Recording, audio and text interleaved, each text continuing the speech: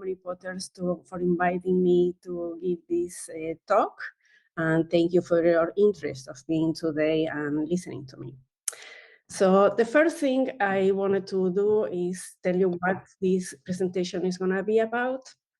I'm going to be talking about my background, my education and early work, how I started making tiles, the traditional tile making tiles that I did at the beginning, then how I switched to tiles that I call the modern tiles, then I switched to three-dimensional tiles, and at the end I'm going to show you my current work that is kind of a return to my early work. So I was born in Argentina in 1960, and let me show you. Okay. So this is my school in Israel. When I was 20 years old, after studying 2 years architecture in Buenos Aires, I moved to Israel where my then boyfriend was. And I was accepted to the Bezalel Academy of Art and Design. This is the main building of Bezalel, and this is where I have the English classes, archaeology, art history classes, photography, and two-dimensional design. The school was founded at the end of 1800s, and the building is still there today. And this is me in front of the ceramics department building. The school had at that time 5 different departments, so ceramics was one of them, and it was in a different location.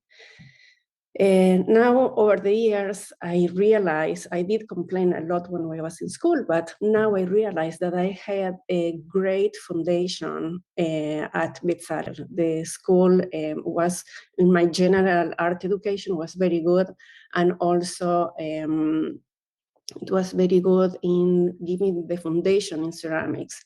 We had a strong program in sculpture, in pottery, and also in industrial design processes. That was what I loved the most when I was there. I loved the precision of mold making, slip casting, and the aesthetics of that process. So that was my favorite subject. After the program was 4 years, and after that, Ruben and I returned to Argentina. We got married, and here you have me very pregnant in my studio in Buenos Aires. And what you see in the background are the slipcast bases that I was doing at that time in Buenos Aires and selling them through gift shops in the city. When Gali was born, 3 months later, we moved to the United States because both of us wanted to continue our studies, and United States is the best country for higher education, so we wanted to come here. And I was accepted at the University of Miami to do my MFA show. The program was 2 years, and what you see here is an image of a piece that I did for the thesis work. So this was at the end of the 2 years, part of my exhibition. In Bezalel, I learned a lot of technique, but what Miami allowed me to do is try to begin to understand who I was as an artist, to develop my sculptures, my ideas. And when I started the program, my sculptures were very geometric and precise. And over the 2 years, I let go and I began to let the clay speak. So this is what these pieces are. The pieces that I was doing at the end were very simple geometric shapes.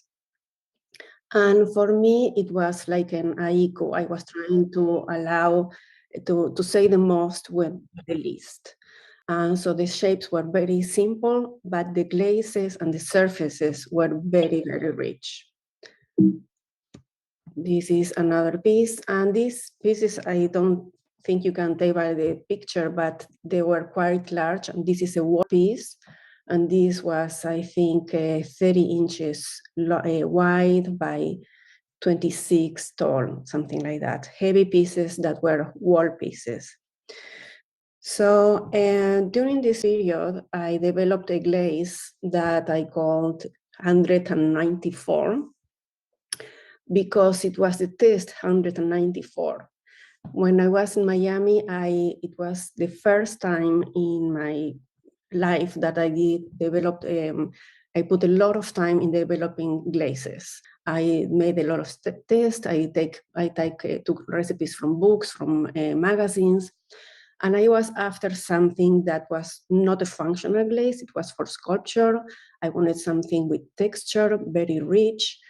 And so I saw that some of these lava glazes, the recipes had different ingredients, and two ingredients that I saw in those recipes were cryolite and Bonache. So I decided to make a line blend, and this is when you mix the opposite percentages of the two ingredients in opposite directions. And the proportion of 80 Bonache and 20 cryolite gave me the nice crusty glaze that I was looking for. So this is another piece from this period. The turquoise glaze that you see on the edge, that's this glaze that I am talking about. I began to understand that ceramics the surface is extremely important, or at least it's important to me, because you can have the most beautiful piece, and if the glaze doesn't work, you ruin the piece. And ceramics, I tell my students, is a combination of two-dimensional design with three-dimensional design. It's sculpture that has a painterly surface, a surface that is interesting. So that's why I say it's 2D and 3D together. The surface, you can see, I work in layers, which I still do today. I wanted the clay to be very crusty and very textured, so I added styrofoam or other, and also organic materials that we were burnt out and leave these holes. And then the glaze also had a very crusty surface. So the layering of the two gave me these surfaces that I was looking for.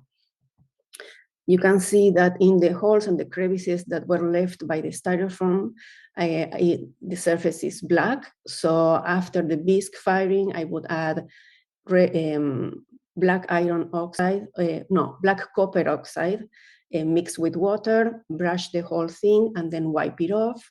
So the oxide inside will melt in the firing and create these black marks.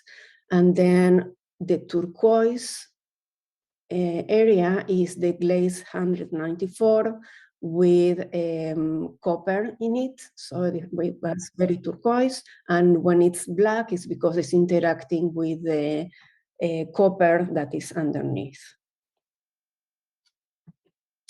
So this is a plate also. I had one mold that was the base of this plate, and with that mold, which was quite large, I built on top of that the different shapes. So I had two of these large molds in the studio, and when one piece was drying, I was building the other one. So you can see here in the edges that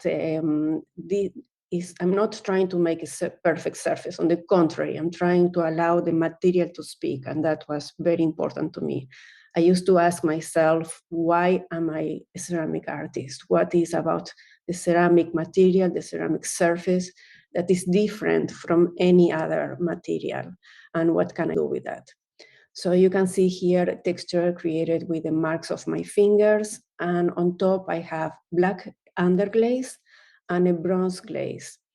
So in this period is when I started collecting glaze recipes that I still use today. The bronze glaze actually was given to me by my teacher, Lydia Satlavsky, in Israel. She developed the bronze glaze and she shared that with the students. So I had that recipe from Israel. And the purple is the one that I developed. So it's the 80 Bonache 20 cryolite with 1% of cobalt. So it had a really nice color response. The colors were very saturated. I had a nice turquoise, nice purple, nice oranges. The colors really were very saturated, and I loved that.